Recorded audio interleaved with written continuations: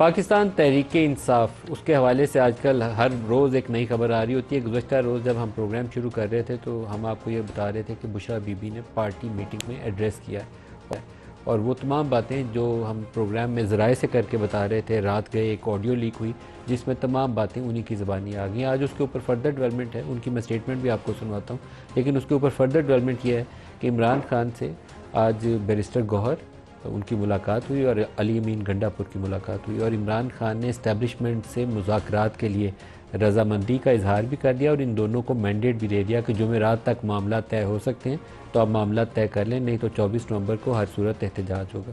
पहले बुशरा बीबी का बयान सुनिए। बुशरा बीबी ने कल पार्टी मीटिंग में एड्रेस करते हुए क्या कहा, जो हम कल ब्रेकिंग न्यूज़ चला रहे थे, हर भर वही बातें उन्हीं की ज़ुबानी सुन लीजिए। हमने कहा कि हर MPA 5,000 हर MLA 10,000 लेके अपना अलग-अलग काफिला निकलेगा। कोई ये नहीं कहेगा कि मैंने उसको ज्वाइन किया और कोई ये भी नहीं कहेगा कि मैं गिरफ्तार हो गया। दूसरा काम ने कहा था कि ये बात किसी की नहीं सुनी जाएगी कि मैं गिरफ्तार हो गया इसलिए मेरे लोग उस जगह पे नहीं पहुंच सके, और बाद में ये नहीं सुना जाएगा कि आप गिरफ्तार हो गए, शेयरिंग हो गई, ये हो गया, इसलिए आप लोगों को वहां से जाना पड़ा। जो आपकी मूवमेंट है इस्लामाबाद पहुंचने तक की, इस्लामाबाद की, अच्छा ठीक है, बहुत इम्पोर्टेंट बात है। खान ने कहा है कि जिसके पास सबूत के तौर पे वीडियोस नहीं होंगी वो नेक्स्ट टिकट होल्डर नहीं होगा।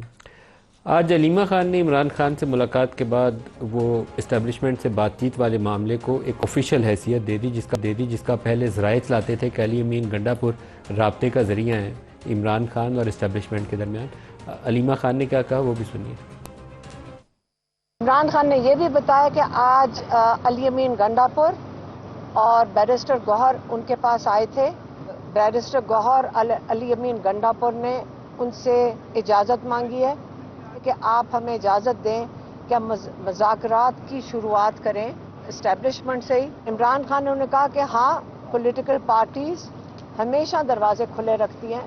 उन्होंने जुमेरात तक का टाइम दिया है। उन्होंने कहा कि अगर मुज़ाकरात में आप सोच लें स्टोलन मैंडेट वापस कर देते हैं तो फिर उसका जो 24 तारीख है वो जश्न में तब्दील हो जाएगा।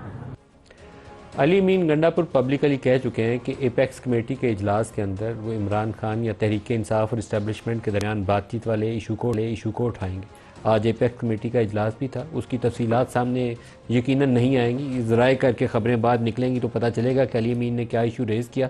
और इस्टेब्लिशमेंट से आर्मी चीफ खुद वहाँ मौजूद थे, प्राइम मिनिस्टर ऑफ पाकिस्तान ने उस मीटिंग को चेयर किया और क्या बातें वहाँ हुई ये शायद 1-2 रोज़ या 4 रोज़ के अंदर कुछ थोड़ा बहुत हम तक ये बातें आ जाएँ, लेकिन अभी मीटिंग आज ही हुई है इसलिए फ़ौरी तौर पर यह कहना मुश्किल है कि अली अमीन ने क्या कहा होगा और जवाब में दूसरी तरफ से क्या कहा गया। लेकिन प्राइम मिनिस्टर का एक स्टेटमेंट सरकारी TV से नशर किया गया, वो क्या था वो सुन लीजिए। हर मौके के ऊपर यहाँ पर कोई ना कोई धरना होता था। मैं समझता हूँ कि ये किस हद तक हम अपने ज़रा आराम से बैठें कि क्या ये पाकिस्तान के मफाद में है। अगर धरना या जुलूस अगर देना है, करना है तो वो उसके बाद हो सकता है। मैं समझता हूँ कि मैं इस मामले में इससे ज़्यादा आगे नहीं जानना चाहता। सिर्फ ये अदब से दरख्वास्त करना चाहता हूँ कि हमें बैठ कर ठंडे दिल के साथ इन मामलों को सोचना है। अगर वाकई पाकिस्तान की तरक्की और खुशहाली आप सबको अजीज है, जो कि है आपको, फिर फैसला करना है कि हम धरने दे लें, लॉन्ग मार्चेस कर लें या फिर तरक्की और खुशहाली के मीनार खड़े करें। It's all up to us. Choice is ours, time and tide, wait for none.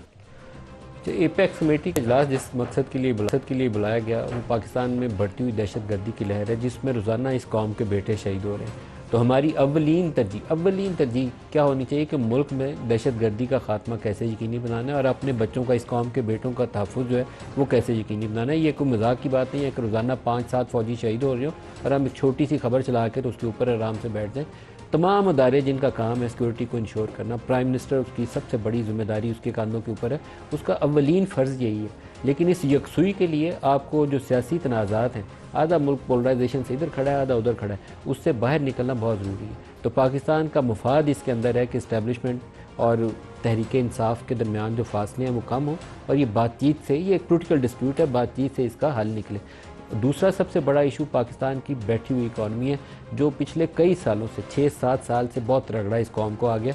बैठ गया पूरा मुल्क। 104 से इसहाक डार साहब को कहा जाता था कि मसनूई तरीके से डॉलर को रोका हुआ है, 3-4 साल 104 से नीचे नहीं था, अब 278 पे। तो ये हमें अंदाज़ा हो जाना चाहिए कि इस मुल्क के साथ हम क्या कर चुके हैं। इसके लिए भी पॉलिटिकल स्टेबिलिटी चाहिए, सियासी इस्तेहकाम चाहिए, और सियासी इस्तेहकाम तब आएगा कि सियासी तनाज़ात को सियासी तरीके से हल करें। अगर नहीं करेंगे तो उसका अंजाम कार अच्छा नहीं होगा। किसी मुफ्ती साहब से VPN का फतवा क्यों जारी करवाना पड़ता है? क्योंकि सोशल मीडिया पे बुरा भला कहा जाता है, उसको शटअप करने के लिए अब मुफ्तियों से फतवे दिलवाने पे हम आ गए। तो हमें अपने कुछ अमाल दुरुस्त करने चाहिए। एक सेक्टर जो हमारा फास्टेस्ट ग्रोइंग है, IT सेक्टर, उसका भी हम बेड़ागर्क कर लेंगे अपनी कोशिशों से, क्योंकि हमारे पास पॉलिटिकल स्ट्रेटजी नहीं है, मुल्क को दुरुस्त राह पे बढ़ाने का तरीका भी नहीं है। कभी हम इंटरनेट बंद करते हैं, कभी VPN बंद करते हैं, उससे भी नहीं गुजारा हुआ तो अब मौलवियों के फतवों पे आ गए।